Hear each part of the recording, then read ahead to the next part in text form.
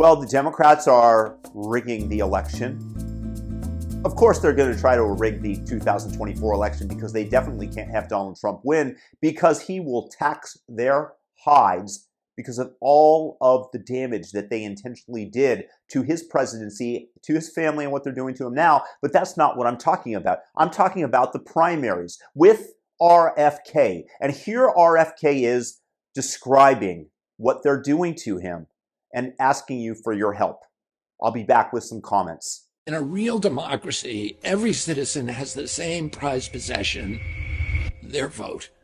That vote gives you a say in whether you can earn a good living, whether your kids have access to decent schools, whether they'll be sent to war, and whether they'll get health care. When democracy crumbles, citizens become more like serfs. They labor under laws that are made by oligarchs and elites. They work 2 jobs for barely livable pay. They get taxed to fund Wall Street and wars and bank bailouts. Your vote is your power.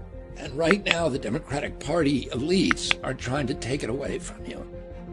At the order of President Biden, the DNC is punishing states where President Biden lost in 2020. He came in 4th, for example, in Iowa and finished last in New Hampshire. So the DNC is trying to move those states out of their historic first slots and start instead with South Carolina, where President Biden finally won his first victory. What are you going to do about RFK Jr.? I'm very, very proud of the president, and we're going to get it done for him and Kamala Harris in this primary and again in the general election. Those changes violate state laws, so the legislatures can't comply with the plan. But do you know who the real losers are? You are. You're going to lose your right to vote in a free and fair election. Based upon the DNC's plan, if you live in the state of New Hampshire or Iowa, your vote just won't count. And Georgia too, by the way. In that state, they want to kick anyone off the ballot if they campaigned in New Hampshire. These crooked measures will disenfranchise millions of citizens. These people will be robbed of their votes just because the elites say so. And it's not only voters in a handful of states that the DNC is trying to silence. It's every voter in every state. So how do they plan to do that? Oh, there's another rule that the committee is drafting behind closed doors, and it's similar to a trick that they used to kick Bernie Sanders out in 2016. They're flooding the convention with party operatives with opaque names like pleos and automatic delegates, whose job is to drown out the popular vote. Once the pleos and automatic delegates arrive at the Chicago convention next summer, the vote tallies all change, and the people's choice can be overturned in an instant. I could win 2/3 of the popular vote and still be denied the nomination. That's not democracy, that's theater. When I was growing up, this country was the democratic light of the world. We were the exemplar, we were the template for all the other nations on earth. This is what democracy looked like. We did it better than anybody. Based upon our example, dozens upon dozens of new democracies took root in every corner of the earth. But when we deny citizens their right to vote, and when we rig the process in favor of insiders, then the flames of democracy flickers, and someday soon it will go out. The good news is these rules don't take effect until the DNC votes on them on September 14th. So let's use our power while we still have it. It's time to demand a fair primary process where every vote counts equally, and the candidate who gets the most votes wins the nomination. That's the democracy we learned about in school. That's the democracy that people around the world yearn for. That's the democracy that we now have to fight to protect.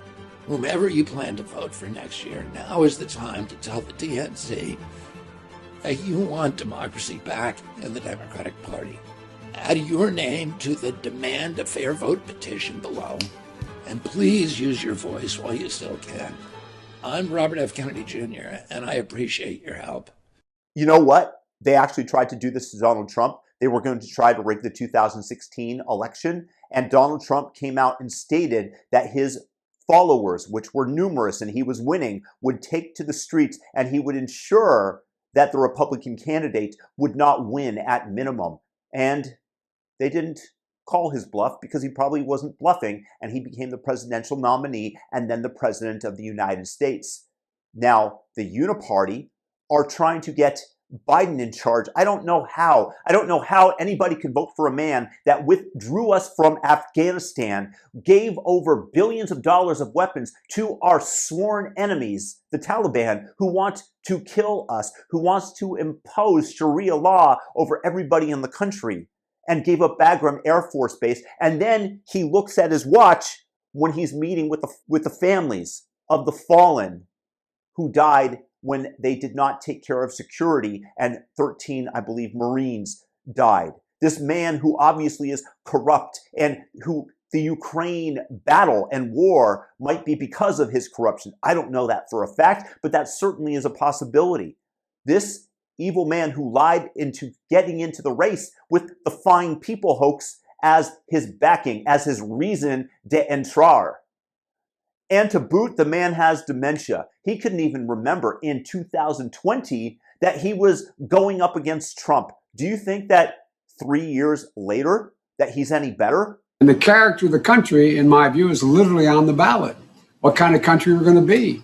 4 more years of George, he's going to find ourselves in a position where if... And the point being that we should all support RFK, because the voters should decide, because this is not a democracy that they want you to believe in him. These are not the Democrats. These are the authoritarians. This is the elites controlling what happens in America. And Joe Biden and Kamala Harris and Gavin Newsom are clearly not the people that I want on the Democratic ticket. I fully support RFK. If I was ever going to vote for a Democrat again, it would be somebody like RFK that represents the old Democratic Party that I used to be a part of. I admire this man. And by the way, he has subtly stated that if there's not a way for him to run on the Democratic ticket, that he would potentially go third party, because there has to be a fair path to the presidency that the people will be able to decide. And I applaud him. And I say, go for it, RFK. Please run. Ensure that Joe Biden gets knocked out. And hell, if you run third party, then I could potentially vote for you, because I have vowed to never vote for a Democrat again. So you will earn potentially one more vote. The Democrats are a corrupt institution. They don't care about you. They don't care about democracy. They only care about power, and will allow RFK to bring that to your attention. Peace.